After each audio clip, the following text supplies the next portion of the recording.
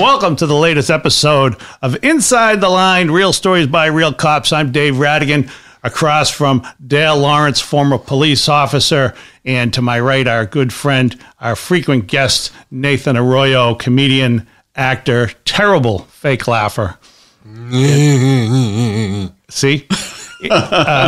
So just to plug it, we're going to talk about techniques that are used all day, every day, but first, here we're a special holiday episode, and we have good news, which is that our last show, who would think, but our last show was the most downloaded show we've had. And all I can say, Dale, is who would think that having a show about sex would be our biggest show? Yeah, BB. She was a hit, baby. Podcast. I should say a star. Podcast. She was a star. Yeah. She was very, very good. She was everything we hoped for. Well, everything I hoped for. You might have hoped for a little bit more. I know you were negotiating after the show, but yeah, we had BB, the former sex worker, on, and she was great. And it was our biggest, our biggest download to date. We had 6 people. 6 download. Times around 1,500 is close to 10,000. Close to 10,000. Why times 1,500? I don't know, because you said 6 and you're thinking I was going to say 6,000, but you should have said like 10, and I would have said 10,000, which was closer to 10,000. All right, so it's somewhere between 6 and 10,000. Yeah. All right, so we had somewhere between 6 and 10,000, but it was our biggest download to date. And we want to remind you, if you like the show, please share it. Please tell your friends. Get people to download it. Also, you can visit us at insidetheline.org or send us an email and tell us how much you like the show, or maybe how much you don't like it, or maybe why don't you talk about this? Why don't you talk about this? Or maybe, hey, I know a prostitute you can have on. Whatever you want to do, you can email us at realstoriesbyrealcops@gmail.com. realstoriesbyrealcops@gmail.com. And today we're going to talk about something that's what was last. Every day, people have to do threat assessments. Yeah, threat assessment and risk management. Yeah, and you do it every day. If you're going to blow a red light, that's risk management. Oh, are you going to go through it? Are you going to go through the light? That's a big risk you're taking going through a red light. It's a good point. You know, yeah. I drive home late at night, and I'm sure normal people go through this, but I drive a lot late at night, and so I'll be coming home from a gig. I come to a red light at a 4-way stop, and I sit there and I wait and I wait and I wait. And there's a voice in my head saying, "You're an idiot. Just drive." Yeah. Just drive. There's nobody here. Threat assessment, there's no threat. Risk management, unless the car coming in the opposite direction doesn't have its lights on, there's really no risk. Or unless there's a cop hiding somewhere. That's the problem, is that the cop hiding somewhere. But even the cop, I mean, I'll look around, I'll see nothing. And I'll think, well, what if a cop suddenly appears out of nowhere?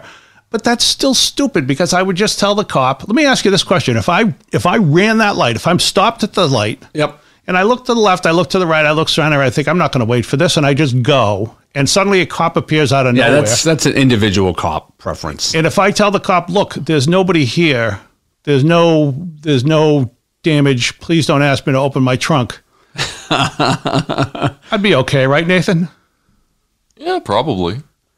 Okay, this is why I know he's not listening. Every so often I look over there, and I know he's not listening, and I just ask him. And anyway, that's a threat assessment. The same thing when Nathan's at a comedy show, and he's doing his act, and he's got some big guy heckling him. Nathan's going to look at that guy and think, should I put him down verbally? Yep. Should I engage him and try and get him to shut up because he's ruining my act? But he's a big, intimidating looking guy. He's a big, intimidating guy. And he's like, can I deal with this or can I not deal with it? And will I wind up getting punched in the face? Threat assessment, risk management. Yeah. Yeah. I once had a heckler. What would you do, Nate? Yeah. Well, what would I do? Yeah, a really big, burly dude. Might have been drunk, too. Big, burly, drunk man. I'd ask him how big his clitoris is. Oh, boy. Does that usually work for you? I mean, I get to see the clit, so yeah. That's gross. Well, you know, I would think that would just get the guy scrambling to his dictionary trying to figure out what that is. Anyway, I had a guy once who heckled me, and I just said, so what do you do for work? I'm just trying to engage him, just to try and talk him and get him off the thing. And I said, what do you do for work? He says, I'm an MMA fighter. Oh, boy, yeah. Enough said. Yeah, it was at that point. He was not worth the risk. No, not for that $50 gig. Anyway, and ultimately, as you said, the thing with risk assessment And threat assessment is, if it's happening to you, you can't say, well, nobody will do this because it's against the law. But I think before we even get into that, I think, unfortunately, in today's society, people believe that local law enforcement or state law enforcement or federal law enforcement has this magic ball, this crystal ball that they look into, and they can predict when the next terrorist act is going to happen, or they can predict when the next mass shooting is going to happen, or they can predict when the next school shooting is going to happen. I'm going to give you some insight from the law enforcement perspective.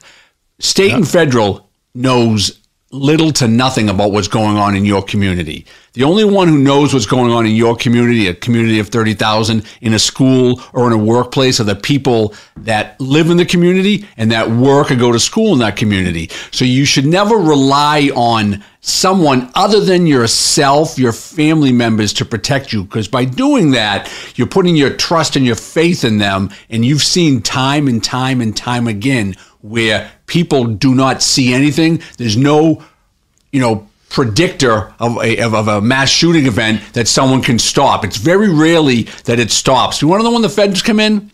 After the fact, and they do an analysis, and they're like, oh, yeah, we knew this was going to happen. Yeah, I'll be honest with you, they're full of shit, and don't ever rely on them. Rely on yourself. Rely on your family, your friends, your co-workers, your students, to keep each other out of trouble, because they're the ones that are in the know. Okay, we're talking students, obviously, for school. Yeah, because we're going to kind of focus. Yep. We're going to do risk assessment and threat assessment, risk management, more focused in the school setting. But you can do it in the workplace. Yep. You can do it. They do it at airports with airport security. They do it in computer networks. You do threat assessment and risk management at your house with your own computer with antivirus software. That's a risk management program, because you're going on porn sites, you're downloading all sorts of weird stuff. You don't want to get a virus on your computer. Talking to you, Nathan. Yeah, I know. So you protect yourself with an antivirus software. It's the same thing. All right.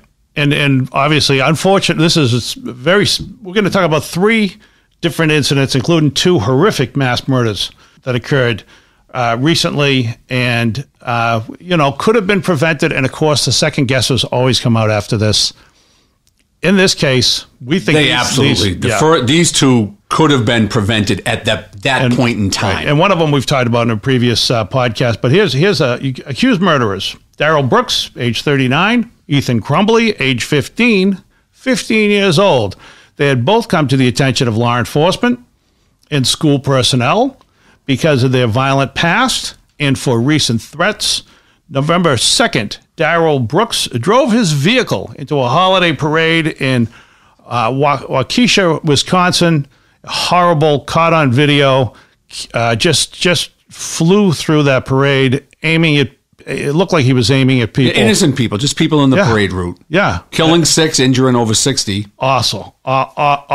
And he was out on cash bail. Yep. He had a very, very, very long record, over 50 arraignments. Yep. He had just been involved in a domestic incident, and they gave him little or nothing cash bail, and they put him out there. See, if they had done a risk assessment, or if they even cared to have done a risk assessment and a threat assessment, they would have looked at that guy with his criminal history, his past behavior, some of his social media posts. They should have never let that guy out. That's like basic 3rd grade stuff we're talking about here. A 3rd grader can figure that out. Don't give the big bully a hard time, and you won't get your lunch money taken. Right, Dave? You figured that out in 3rd grade. What is it? What is it? I don't want to pick on Nathan. Nathan's nice and quiet over there right now. I know. He's so docile some days.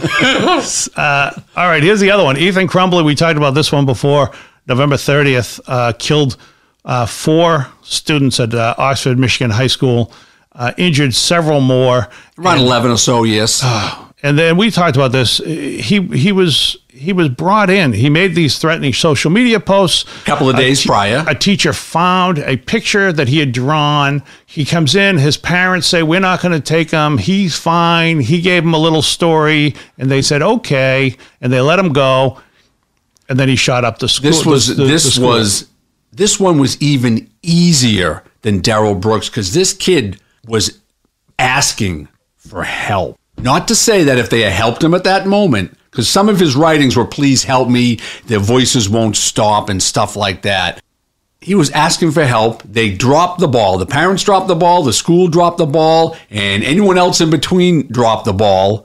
And they allowed it to happen. And like I said, you put your trust in these people to look at a situation and react accordingly, and they just blew it off because the school personnel, as I'm going to get into throughout the next 45 minutes, are highly incompetent. And they should have called a police officer, because a police officer does risk management and threat assessment 24 hours a day on their job. So they're so good at it, and it's very simple. The kid made threats. They were criminal threats. It's almost as 1, 2, 3. Arrest the kid, drag him out of the school, get him some help. Not to say that the help's going to change him, but at that moment in time, it would have changed him. Yeah. So that is a prime example that when threat assessment and risk management doesn't work because the people who are tasked with carrying it out are incompetent. Incompetent. All right. I have a question. About the school one. Okay, go ahead. Were there any interviews with like the other students at that school? Oh, that's about like, because I can tell you as someone who went to a high school. You went to a high school? I went to a high school. Yeah, it's the only form of education I ever graduated from. Okay. But I can guarantee you, if you talk to those like kids in that high school and you said, was there ever anything about this kid that made you feel unsafe or whatever? Every one of those kids would be like, oh, old Crumbles? Yeah, he was a fucking psychopath. When I was still in high school, that's what they would tell each other. You know what they would tell adults? They would tell, no. No, I guarantee you, if adults ask these kids, just like, something wrong with the kid? Just like, yeah, there's something wrong with that fucking kid. He's right at that. Especially if they didn't like, fucking idiot. Kids. I know the kids know. I know the kids who are afraid of another kid. Kids are legitimate. Even tough, burly, big kids, they're afraid of kids like that because they're just very evil. Yeah. They're very unconventional with what they do, and kids are like, that kid scares me. Yeah. Well, I've seen kids like that. They're 120-pound kids, and they put fear of God in you because they have this look that goes right through you. I've had interactions with the kids like that, and I get it. When I went there, when I went to school years and years and years ago, we had a one-room schoolhouse. Anyway, and one-room schoolhouse, little house on the prairie, way out in the prairie, Dave. Yeah. Let me ask you this question, Nathan. Yeah. Who do you think Dale hates more? Do you think it's social workers or school personnel? Oh, God. Hate's a strong word, but go ahead, Nathan. You don't hate anybody. You just I can tell you who I hope he hates more. It's school personnel. A social worker, they at least has their heart in the right place. I feel like they might have had their heart in the right place when they started schooling. maybe 4 or 5 years in, I think everyone just gives up. But like school personnel, everyone in a school sucks. They all suck. These teachers don't care about your fucking kids. They're just like, I'll teach you arithmetic, then you get the fuck out of my classroom. Yeah. You got beaten at home, Jimmy? That's your excuse for not bringing in your homework, you fucking pussy? Was that your excuse for not doing your homework? My dad broke my hands again, huh? You should have written that essay with your feet, you little shit. No, there's a lot of truth to what he's saying that, school people don't like to be instructed on how to handle discipline matters in schools. They don't like to be told how to do it. Whereas social workers, they do, at least initially, have their heart in the right place because they genuinely want to help kids in need. But unfortunately, sometimes they're put in over their head and they don't have enough life experience to deal with certain situations. So we know this. We know sometimes even police officers overreact to situations. Potentially. No! Say it isn't so! Let me ask you this. Do the police ever fail to act? Of course they do. Yeah, there was the down in Parkland, Florida, in a school shooting, they failed to act on that. Do cops fail to act, or do they fail to see a situation for what it really is based on their lack of experience? Because if you're a 3-year cop in comparison to a 15-year cop, and depending on your background dealing with juvenile matters and mental health matters,